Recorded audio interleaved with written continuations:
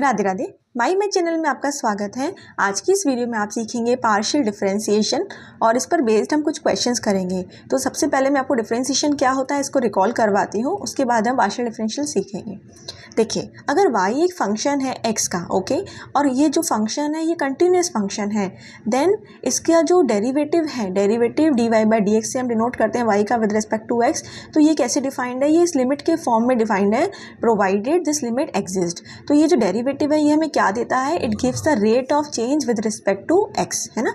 तो ये जो लिमिट होती है ये फर्स्ट प्रिंसिपल वाला ये है एक्सप्रेशन जो आपको 11th-12th में पढ़ाया जाता है। तो जितने भी डिफरेंशिएशन के आप फॉर्मूले होते हैं या आप क्वेश्चंस करते हैं, आप सीधे फॉर्मूला लगाते हैं, तो वो सबके सब इसी से डिराइव होते हैं, ठीक है। तो यहाँ पर भी जब आप क्वेश्चंस करेंगे तो आपको फॉर्मूला ऐसा लिमिट वाला नहीं लगाना, सिंपल जो जैसे डेरिवेटिव के फॉर्मूले पहले लगाते थे वैसे ही यहाँ लगाने, कोई नए फॉर्मूले भी नहीं है, बस थोड़ा सा चेंज है। तो वो हम अभी समझेंगे तो आपको बहुत अच्छे से समझ आ जाएगा। तो कि इस लिमिट में क्या होता था, हम चेंज देखते थे, है ना। तो ये मैंने यहाँ पे एक फंक्शन बनाया हुआ है विद रिस्पेक्ट टू x। तो हम देखें कि पॉइंट x है, दूसरा x प्लस h है, इनके बीच का जो डिस्टेंस है वो क्या है? h, ठीक। तो अगर हमें किसी पॉइंट x पे देखना है चेंज, तो हम क्या करेंगे? हमने देखा x पे वैल्यू है fx, x प्लस h पे है f x प्लस h। तो ये जो डिस्टेंस है ये कितनी हो गई? यहाँ fx है, यहाँ fx प्लस h है, तो ये डिफरेंस कितना हो गया? fx plus h minus fx, ठीक है। तो दिस अपॉन दिस करते हैं, क्योंकि स्लोप जब निकालते हैं, चेंज जब निकालते हैं तो वो लगाते हैं ना हम टेन थीटा। टेन थीटा में क्या होता था? टेन थीटा होता है आपका हाइट अपॉन बेस। तो उस तरीके से वो हम इसमें लिखते हैं और हम फिर h टेंस टू 0 करते हैं। h टेंस टू का मतलब जैसे इस पॉइंट की हम बात कर रहे हैं तो हम क्या करते हैं? इस पॉइंट की तरफ अप्रोच करते हैं। तो जैसे जैसे हम इस पॉइंट की तरफ अप्रोच करेंगे तो क्या होगा? ये जो दूरी है h की, ये क्या होगी? 0 को अप्रोच करेगी, ठीक है। तो इसीलिए यहाँ लिखते हैं लिमिट h टेंस टू 0। तो बहुत डिटेल में इसको मैं डिस्कस नहीं कर रही हूँ, शॉर्टली बता रही हूँ। तो ये उसीलिए यहाँ पे लिमिट h टेंस टू 0 आता है। तो ये लिमिट अगर है, एग्जिस्ट करती है, यूनिक होती है, तो डेरिवेटिव हमें मिलता है। तो सिमिलर डेफिनेशन जो होती है लिमिट के टर्म्स में वो होती है पार्शियल डिफरेंशिएशन के केस में। तो वो हम समझते हैं अभी। तो पार्शियल डिफरेंशिएशन का कॉन्सेप्ट आता कैसे है? देखिए, अगर आपके पास कोई ऐसा फंक्शन है जिसमें एक से ज़्यादा इंडिपेंडेंट वेरिएबल हो, जैसे मैंने यहाँ लिखा है z equal to f(x, y), है ना। तो यहाँ पर दो हैं, दो से ज़्यादा भी हो सकते हैं। तो जब एक से ज़्यादा इंडिपेंडेंट वेरिएबल्स होते हैं तो फिर अगर हमें डिफरेंशिएशन करना है, डिफरेंशिएशन करना यानी रेट ऑफ चेंज निकालना है। रेट ऑफ चेंज निकालना यानी कि किसी पर्टिकुलर डायरेक्शन में निकालना है। जैसे अब ये मैंने एक 3D फिगर बनाया, अगर हम इसमें क्या करें, इस पर मान लो कोई पॉइंट पर हम यहाँ हैं, इस तरह का कोई है आपका, और यहाँ से इधर को हम मूव करें तो क्या होगा? ऐसे कर्व शेप में मूव करेंगे तो क्या होगा? एक्स भी वेरी करेगा, वाई भी करेगा, है ना। अगर ऐसे जाते तो वाई मतलब सिर्फ वाई डायरेक्शन में जाते तो वाई करता, या एक्स डायरेक्शन में जाते एक्स करता है। लेकिन अब इस पर हम ऐसे मूव कर रहे हैं ना कर्व में, तो क्या होगा? एक्स भी चेंज होगा, वाई भी चेंज होगा। लेकिन हम चाहते हैं किसी पर्टिकुलर पॉइंट पे हम चाहते हैं कि चेंज चाहते हैं देखना किसी फंक्शन में चेंज कितना हो रहा है। जब हम एक को फिक्स कर दें, वाई को मान लो फिक्स कर दें, सिर्फ एक्स के रिस्पेक्ट में चेंज देखना चाहते हैं, या एक्स को फिक्स कर दें, वाई के रिस्पेक्ट में देखना चाहते हैं रेट ऑफ चेंज क्या है, तो उस केस में हम क्या करते हैं? पार्शियल डिफरेंशिएशन, ठीक है। तो एक को फिक्स कर दें, दूसरे के रिस्पेक्ट में हम रेट ऑफ चेंज फाइंड करते हैं। तो देखिए, यही लिखा है मैंने कि अगर z जो है फंक्शन है x और y का, अब ये टू वेरिएबल्स के टर्म्स में समझ रहे हैं, तो और z अगर कंटिन्यूस फंक्शन है तो क्वेश्चन उठता है what is the rate of change of z with respect to x के रिस्पेक्ट में कितना है, यानी कि del z by del x क्या है। अब यहाँ डेल आता है, उल्टा 6 बनाना है ना। वहाँ हम d बनाते थे dy/dx, लेकिन यहाँ पे क्या लिखते हैं? डेल होता है, ओके। अच्छा, तो हमें x के रिस्पेक्ट में अगर चेंज देखना है तो अगर लिमिट वाली जो फर्स्ट प्रिंसिपल वाली जैसे डेफिनेशन वहाँ थी, अगर उसका जनरलाइजेशन हम यहाँ देखें तो क्या होता है? यहाँ देखिए, ये लिमिट में क्योंकि फंक्शन में x और y थे तो यहाँ पे चेंज हम x के रिस्पेक्ट में देख रहे हैं, तो चेंज के हमने क्या लिखा है यहाँ पे? x प्लस h, y, और यहाँ लिखा x, y। यहाँ पे ऊपर क्या था? f(x plus h minus fx) था, बस यहाँ में y और आ गया दोनों जगह पे, क्योंकि फंक्शन में दो वेरिएबल थे ना, तो y को ऐसे इग्नोर थोड़ी करेंगे, y तो रहेगा। लेकिन चेंज हम सिर्फ x में कर रहे हैं क्योंकि हमें x के रिस्पेक्ट में चेंज देखना है। Upon h limit h tends to 0। तो जब ये लिमिट एग्जिस्ट करती है, यूनिक वैल्यू देती है, तो हमें पार्शियल डेरिवेटिव की वैल्यू मिलती है, ठीक है। अभी मैं ऐसे बता रही हूँ, अब ये मत सोचना क्वेश्चन में लिमिट लगानी है, नहीं, फॉर्मूले पुराने ही लगाने हैं। ठीक है। तो इसका मतलब यहाँ पे क्या कर रहे हैं, कीपिंग, हम क्या कर रहे हैं, keep y as constant and differentiate कर रहे हैं हम जेड को विद रेस्पेक्ट टू एक्स। तो जब जब आपको एक्स के रेस्पेक्ट में डेरिवेटिव निकालना है तो ये डेफिनेशन हमें ये बता रही है कि वाई को तो ऐसे ही रखना, वाई को एज अ कांस्टेंट ट्रीट करना, जैसे 1 2 3 4 ABC आप इन कांस्टेंट को ट्रीट करते हो ना, ऐसे ट्रीट करना जब वहाँ वाई बैठा हो और आप एक्स के रेस्पेक्ट में डिफरेंशिएशन कर रहे हो। ठीक है। इसी तरीके से जब वाई के रेस्पेक्ट में चेंज पूछा जाए तो देखिए पूछ रहे हैं कि similarly what is the rate of change of z with respect to y. तो वाई के रेस्पेक्ट में चेंज कर रहे हैं और एक्स को हमारा कांस्टेंट है, मतलब फिक्स है, नो चेंज इज देयर। तो उस केस में क्या होता है, देखिए अब यहाँ पे डेफिनेशन में क्या हो गया, वाई में चेंज लिखा हमने वाई प्लस के, और यहाँ वाई के इसलिए लिखा कि कैच पहले यूज़ कर लिया था। ठीक है। तो यहाँ वाई में चेंज लिखा और एक्स को ऐसे ही रहने दिया। ठीक है। तो यहाँ पे भी क्या हो गया, ये हो गया change in z with respect to y. तो प्रोवाइडेड अगर लिमिट एग्जिस्ट करती है, यूनिक होती है, तो आपको derivative of z with respect to y मिलता है। तो अब मैं वही यहाँ करते हैं जो मैंने अभी आपको बताया कि keep x as constant and differentiate with respect to y. तो जब भी हमें del z by del y निकालना होगा किसी क्वेश्चन में, है ना, तो यानी कि पार्शियल डिफरेंशिएशन निकालना होगा उस फंक्शन का विद रिस्पेक्ट टू वाई, तो हम क्या करेंगे, हम एक्स को कांस्टेंट रखेंगे। जैसे मान लीजिए आपको एक फंक्शन ए दिया है with respect to x y, और ये क्या रिप्रेजेंट कर रहा है, एरिया। ठीक है। तो अगर आपसे पूछा जाए एक्स एरिया कैसे, रेक्टेंगल है ना, तो एरिया क्या होता है, एक्स इंटू वाई होता है। तो अगर आपसे कहें कि हम एक्स में चेंज करें और वाई को फिक्स रखें, तो बताओ क्या होगा। तो मतलब हम क्या निकालना चाह रहे हैं, पार्शियल डेरिवेटिव। वो हमें पार्शियल डेरिवेटिव से मिल जाएगा, del a by del x करेंगे तो हमें पता चलेगा कि वो क्या होगा, है ना, ऐसे ही वाई के रेस्पेक्ट में। तो अब इस पर देखिए, अब हम कुछ नोटेशन समझते हैं, फिर क्वेश्चंस करेंगे। तो नोटेशंस में देखिए यहाँ पे जैसे कि फर्स्ट ऑर्डर डेरिवेटिव हम बात करें, फर्स्ट ऑर्डर पार्शियल डेरिवेटिव्स की। और हाँ, पार्शियल वर्ड क्यों आता है, क्योंकि हम पार्शियलिटी कर रहे हैं, हम एक में चेंज देख रहे हैं, दूसरे को कांस्टेंट रख रहे हैं, दूसरे के रेस्पेक्ट में नहीं देख रहे हैं, है ना। तो पार्शियलिटी हो रही है ना, तो इसीलिए वर्ड आता है पार्शियल। ठीक है। तो del z by del x जो है, del z by del x जैसे मैंने बताया कि फर्स्ट ऑर्डर डेरिवेटिव है, तो नोटेशन एक तो ऐसे लिखते ही हैं निकालने के लिए डेरिवेटिव, लेकिन अगर ये z equal to f x y ऐसे है तो ये एफ को भी हम लिख देते हैं del f by del x. कई बार क्वेश्चन में वो पूछ ले, मान लो ऐसे दिया हो और वहाँ पूछ ले del f by del x बताओ, तो मतलब वही है del z by del x. ठीक है, सेम है। और इस नोटेशन को हम ऐसे भी रिप्रेजेंट करते हैं, एफ और यहाँ पे सब्सक्रिप्ट में एक्स, कहीं कहीं पे ऐसे भी लिख देते हैं, जेड को भी अगर लिखें तो क्या हो जाएगा, जेड एक्स हो जाएगा। ठीक है। सिमिलरली वाई के रेस्पेक्ट में होगा। तो नोटेशन बहुत सिंपल है, आपको पता होना चाहिए। फिर ऐसे अगर हम सेकंड ऑर्डर पार्शियल डेरिवेटिव्स की बात करें तो क्या होंगे सेकंड ऑर्डर वाले, एक तो होगा del two z over del x square, मतलब 2 time differentiation with respect to x. तो इसका एक्चुअल में मतलब क्या है कि पहले del z by del x निकालो, उसको फिर से एक्स के रेस्पेक्ट में डिफरेंशिएट करो। ठीक है। और अगर हम ऐसे लिखें, सब्सक्रिप्ट में लिखें, तो क्या हो गया, जेड एक्स एक्स, और या एफ, क्योंकि जेड एफ एक्स वाई था तो एफ के टर्म में भी लिख सकते हैं, तो एफ एक्स एक्स। ठीक है। कई बार बुक्स में क्वेश्चन में ऐसे लिखा रहता है, इसीलिए मैंने यहाँ पे इसको आपको बताया है। चलिए, अब ऐसी सेकंड ऑर्डर डेरिवेटिव वाई के रेस्पेक्ट में हो तो सिमिलरली हो जाएगा।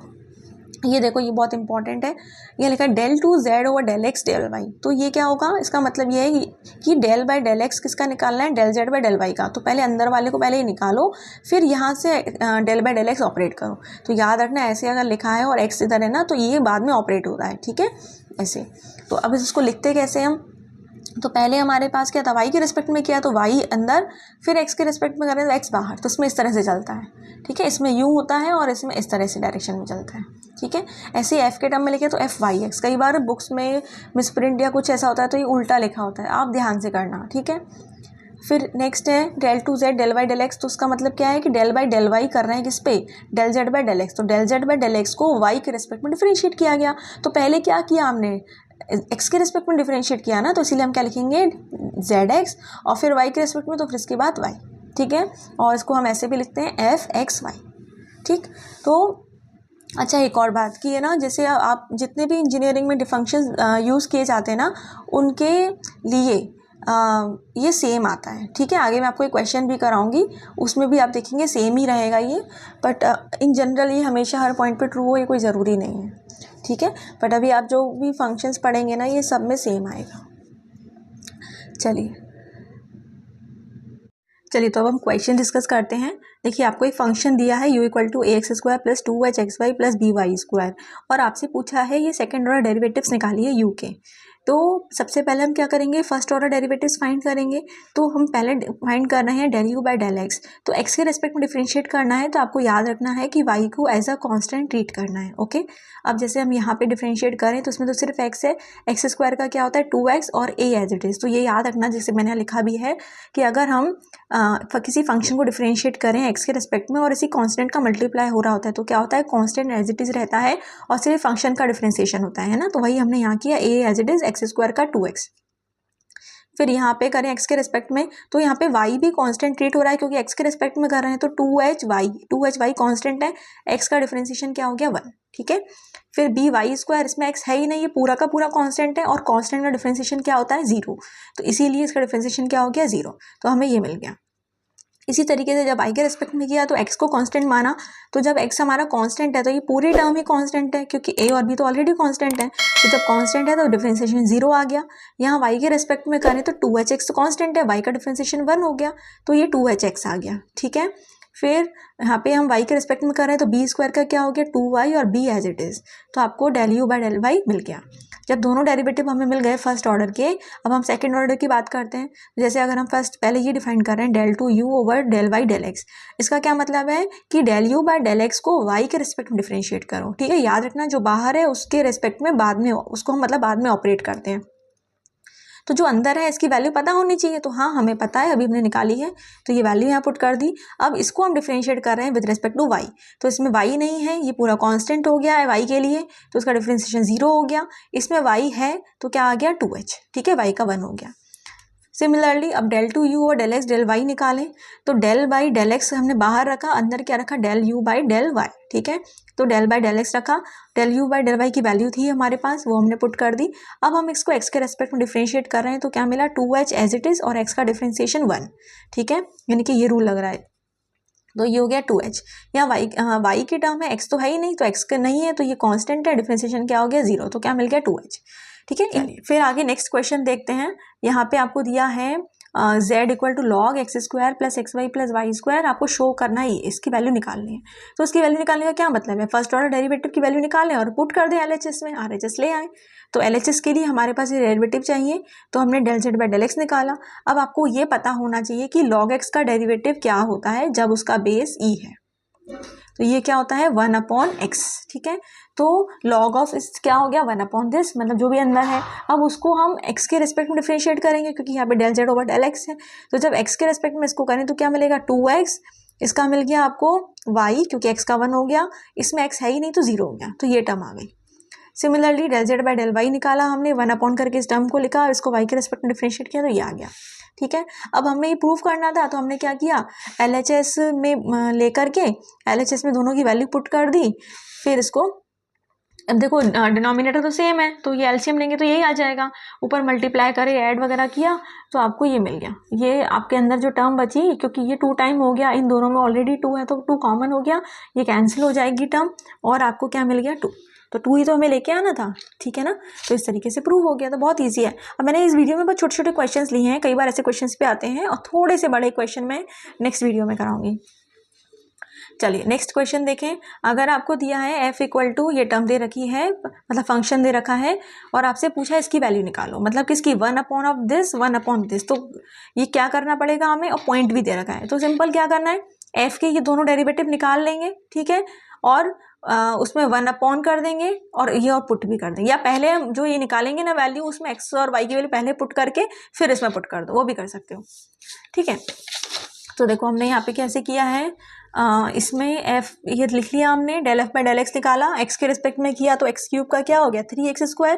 क्यों हो गया, क्योंकि मैंने आपको अभी यहाँ पे लिखा हुआ था ना कि d/dx x की पावर n क्या होता है, n आगे आ जाता है, ऊपर एक पावर कम हो जाती है, तो जब एक x क्यूब का करेंगे तो पावर 3 आगे आ गई, ऊपर एक कम हो गया। ठीक है, तो 3 की जगह 2 हो गया। ओके, और x का डिफरेंशिएशन 1 होता है तो 1 हो गया और y cube as it is. फिर ऐसे ही del f by del y निकाला। अब हमने क्या किया, जो पॉइंट दिए थे वो दोनों पुट कर दिए तो आ गया। हमसे इसने ये पूछी थी इस पॉइंट पे, तो अब हमने क्या किया, इस फंक्शन की वैल्यू पुट कर दी, इस डेरिवेटिव की वैल्यू जो पॉइंट पे निकाली है और इसकी भी पुट कर दी। एक की -2 थी और एक की -11 थी, दोनों की वैल्यू पुट कर दी, एलसीएम लिया, सिंप्लीफाई करेंगे तो ये आंसर आ जाएगा। ठीक है, आप करके देख लीजिएगा, बहुत ही आसान है। अब नेक्स्ट क्वेश्चन देखें। अब ये तो थोड़ा सा अलग है बट बहुत ही ईजी है, ऐसे क्वेश्चन भी दे देते हैं एग्जाम में। जैसे z है आपका function of x plus T. अब फंक्शन क्या है, जैसे f है, f की जगह साइन कॉस कुछ भी हो सकता था, कोई भी आर्बिट्रेरी, तो भी आर्बिट्रेरी फंक्शन है f, हमें नहीं पता वो क्या है ना। और एक है फंक्शन फाई सी एक्स माइनस सी टी। अब क्या शो करना है कि ये निकालना है। तो क्या करें, इसमें सेकंड ऑर्डर है ना डेरिवेटिव z के, तो अब हम क्या करें, पहले फर्स्ट ऑर्डर निकालें। तो पहले हमने निकाला del z by del x, तो del z by del x निकालेंगे, यानी कि s को z को x के रिस्पेक्ट डिफरेंशिएट करेंगे तो क्या आएगा।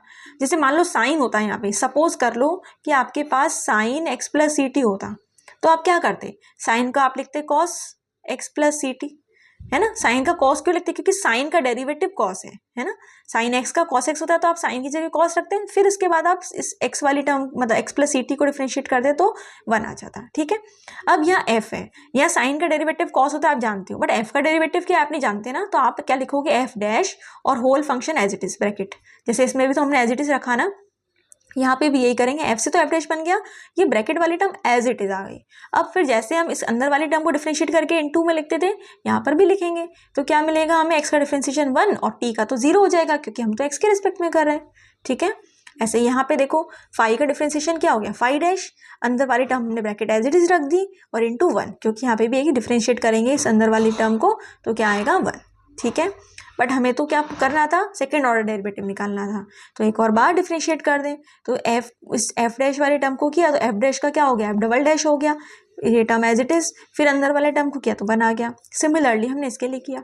अब हम टी के रेस्पेक्ट में डिफरेंशिएट करते हैं, तो del z by del t निकालना है, तो क्या करेंगे, जेड वाले ये जो फंक्शन है हम इसको डिफरेंशिएट करेंगे, तो एफ का तो एफ डैश आ गया, f dash x plus c t, अंदर वाली टर्म को डिफरेंशिएट किया तो क्या मिला हमें, सी प्लस। इस तरीके से फाई का क्या हो गया, फाई डैश पूरी टर्म एज इट इज, अंदर उधर डिफरेंशिएट किया है तो क्या मिला माइनस, ठीक है।